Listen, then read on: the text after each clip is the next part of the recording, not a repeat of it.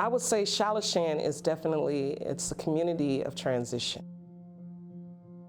This is still a strong community. You know, we're still a community that believe in our families, that believe in the work that we do as far as living here.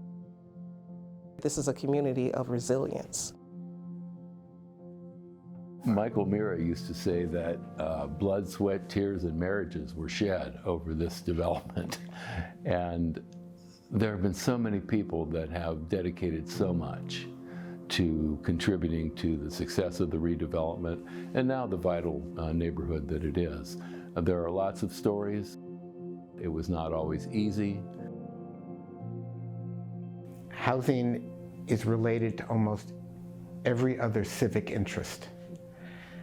It's hard to talk, for example, about education without asking if the children are adequately housed, child welfare and housing, wage progression, economic development, transportation policy and housing, mental health, physical health and housing, justice and racial justice. Developing New Salishan was ambitious. It was the largest redevelopment of its kind west of the Mississippi River. THA tore down and tore up 200 urban acres in a $300 million redevelopment that took everything THA had. The history of Salishan really began with the attack on Pearl Harbor. When that particular war started for this country, the federal government realized two things: that a lot of people were headed to the Pacific Northwest to build the ships and planes that won that war. And when they got here, they would make a housing shortage a lot worse. In response, the federal government, as an emergency wartime measure, built Salishan to house war workers and their families. After the war, the federal government gave those communities to the local housing authorities for them to own and manage as public housing. When it was given to the Tacoma Housing Authority, it was one of the few communities in Tacoma that welcomed black families. Salishan to this day is one of the region's most racially and ethnically and linguistically diverse communities. Salishan, by the 1990s, was worn out. It wasn't built to be permanent. During the war, it was built to be temporary housing. So the people who designed it would probably have been surprised to know that it lasted so long. The idea of the Salishan redevelopment, it started in the year 2000, was to create a vibrant mixed income, mixed ethnic community where market rate houses existed next to affordable houses, existed next to houses that were owned and subsidized by the housing authority. The electrical system that was originally installed in the 40s was pretty primitive. Wire material wasn't readily available due to the war. And so I remember early on with the new Salishan, talking with all of the people that were going to be involved in that in terms of wanting to make sure that the new underground system that Tacoma Power would operate and maintain, that it was put in a way that was compatible with how they wanted the new Salishan to look. Because I was at Tacoma Power for 27 years and went from being an entry-level engineer to being head of Tacoma Power, got involved in all kinds of different projects that were necessary for the community, but took some money. And so we had this wonderful congressman named Norm Dix that could get the Tacoma community money. The city of Tacoma came to me and asked for help on seeing if we could get a Hope 6 grant to do a renewal project. One of the other things that we were involved in was the community health care clinics. And we have a very nice community health care clinic in Salishan. It was just a great way to help your local community. And that's why I got on the Appropriations Committee in the first place, was so I could be in a position to help projects like Salishan? Applying for the Hope 6 grant was a team of individuals. I mean, working lots of hours, lots of nights, to get it. And I remember once the grant was written internally, we took the binder and we hand delivered it to HUD. I mean, that was the big moment. And then we did the Hail Mary. In July 15, 2000, I received a call from Secretary Mario Cuomo at the time and said, "Congratulations, you got the Hope 6 grant." And I said, "Oh my God, now what?" There was definitely community concerns about what was going to happen, a lot of concerns in any upheavals of transitions.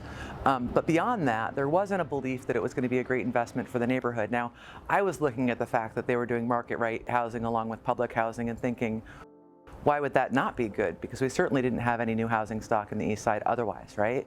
In the course of other things that I did and through neighborhood council, I had the opportunity to meet Michael Mira. If you look around Salishan, he was the first one to say, okay, there's 10 parks in here, everybody should have access to a park. Well, guess what? The city and parks now agree, and that's part of our long-term planning. Now, I didn't fully realize just what a big deal this was, I don't think, until June of 2007. And I was attending a Conference of Mayors meeting in California. I had just finished chairing a panel discussion and was leaving the conference room.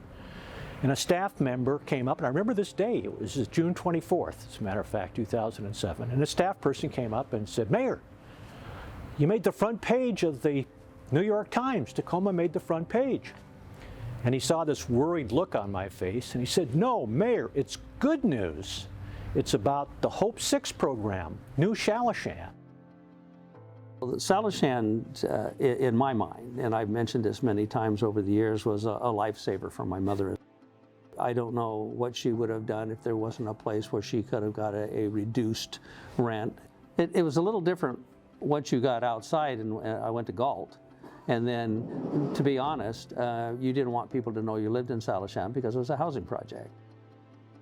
And years later, when I was, I think I might have been a senator at the time, I went to speak to some kids, and I asked this one young lady, I says, "Well, where do you live?" And she says, "Well, I live over on something like the East Side or something, or by Portland." I said, "Oh, you live in Salishan?" And she looks and she goes, "Yeah." I said, "Well, I lived there." And then she perked up because it was okay to live there. See, but now you don't have that stigma, because of whoever created this, whoever came up with this concept, and the development of it did a wonderful job of making it a neighborhood.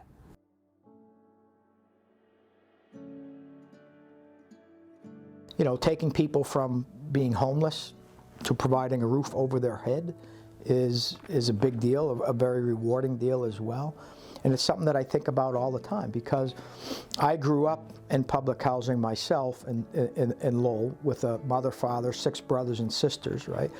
We were poor, didn't really know it. And so I could relate, right? I could relate to the kids and to the parents that were there because they were like many of my relatives that came from the Middle East to this country and acclimated. I saw how that unfolded as a child and as a kid and later as an adult, and I saw the same positive things happening here. Anybody that works in public housing, you've got to have a positive culture, right, and a positive response to people because people's lives are difficult. It's our jobs to engage them and provide good, safe, decent, and sanitary housing, and to provide opportunities. And with respect to Walsh Construction, HUD has what they call the Section 3 program, which provided opportunities and jobs for people. And I know that many residents were hired as a result of that. It's such an improvement to the East Tacoma region to take out all the worn out housing that had been there since the 40s and create a wonderful modern new neighborhood that so many families enjoy. One thing that impressed me most about working with Tacoma Housing Authority was their really care and concern for their clients, their residents. And I've had the opportunity to work with a number of housing authorities in different communities, and to me, their commitment is the most genuine and really heartfelt.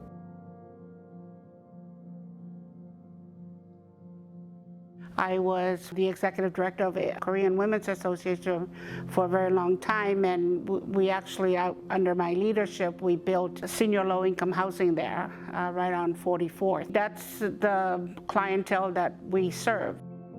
There's so many Asia Pacific people in Salishan, living in Salishan, have grown up in Salishan. And the greatest thing about Salishan is very diverse.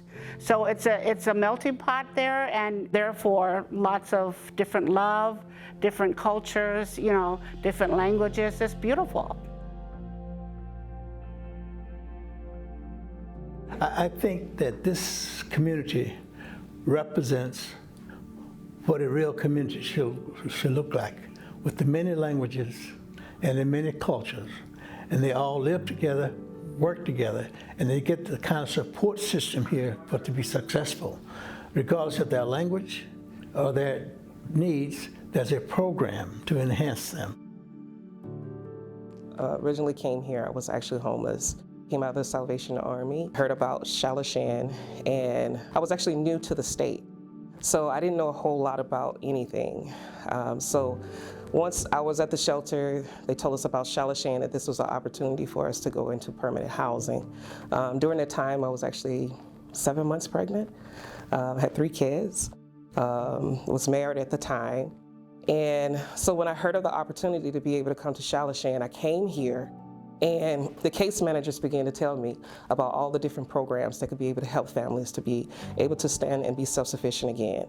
And I remember sitting in this office particularly, and I was crying because I could not believe that there were so many opportunities to help people to be a better person. When you have people that have a sense of ownership, that feel belonging and attachment to their neighborhood, then suddenly they have something to protect. You know, if it's allowed to run down, become dilapidated, poorly maintained, ignored, then people feel ignored. People feel not valued. So we place value on the assets that we consider to be valuable, and I think that rises everybody up. So much thanks goes back to those who had the vision for this, and for Michael Mira for putting it in place. You know, when you walk around here, you feel it's a sense of beauty and pride. People are happy to live here. We've got health centers. We've got community centers that help bring this together. But most of all, you got a sense of place unlike nowhere else in the city of Tacoma. And I am just so thankful to Michael Mira and everyone else who helped put this on the map and make it the nationally recognized model that it is. It taught us a lot about how to do real estate development inside a social justice mission. I spent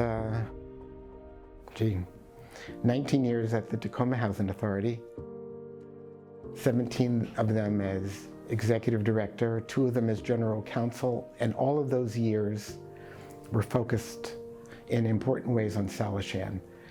So watching it happen and grow and consummate was enormously meaningful.